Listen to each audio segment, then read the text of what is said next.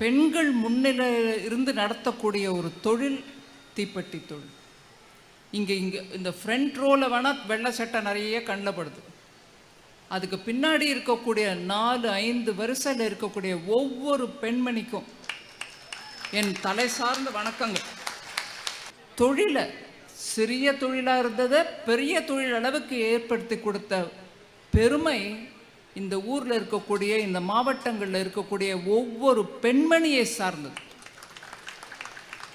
என்னை மன்னிக்கணும், இதுக்கு முன்னாடி முன் வரிசையில் இருக்கக்கூடியவர்கள் எல்லாரும் நல்ல ஆண்மகங்கள்.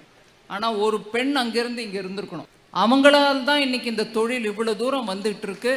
அவங்க ஒரு கட்டுப்பாடோட, கைத்திறனோட, வீட்டு வேலையும் பார்த்துக்கிட்டு இந்த தொழிலை நடத்தி கொடுக்குறாங்கன்னா அவங்க தான் இந்த வண்டிக்கு சக்கரம்.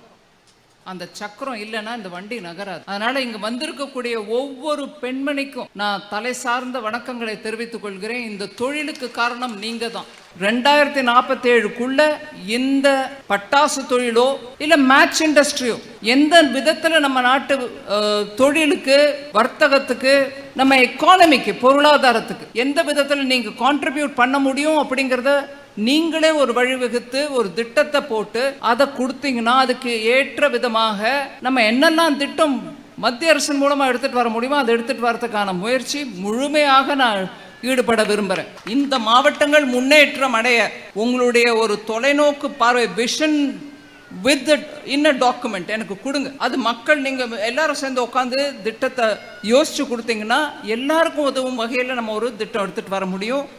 இன்னைக்கு 100 வருஷமா வாழ்கிற அந்த மேட்ச் இண்டஸ்ட்ரி நல்லா இருக்கணும். இன்னொரு 200 வருஷத்துக்கு நீங்கள் நல்லா இருக்கிறதுக்கு என்னெல்லாம் திட்டம் போடணுமோ அதை யோசிச்சு எனக்கு சொன்னீங்கன்னா ரொம்ப உபயோகமாக இருக்கும். இந்த முறை ஜிஎஸ்டி சீர்திருத்தங்கள், நேற்றுக்கு பேசும்போது ப்ரொஃபஸர் ஸ்ரீனிவாசன் அவர்கள் சொன்னார், இது சீர்திருத்தம், அதாவது ரிஃபார்ம் இல்லை, இது ரெவல்யூஷன் அப்படின்னார். அந்த அளவில் ஒரு பெரிய மாற்றத்தை எடுத்துகிட்டு வந்திருக்கோம். 375 பொருட்கள் ரேட்டு குறைஞ்சிருக்கு. 1% குறைச்சோமா, 2% குறைச்சோமா, இல்லை 10% குறைச்சிருக்கோம். 28 கொடுக்க வேண்டிய இடத்துல 18, 12 கொடுக்க வேண்டிய இடத்துல 5. அதனால் நல்ல விலை இறக்கம் ஒவ்வொரு பொருளுக்கும் இன்னி 22ஆம் தேதியிலேருந்து கிடைக்கும்.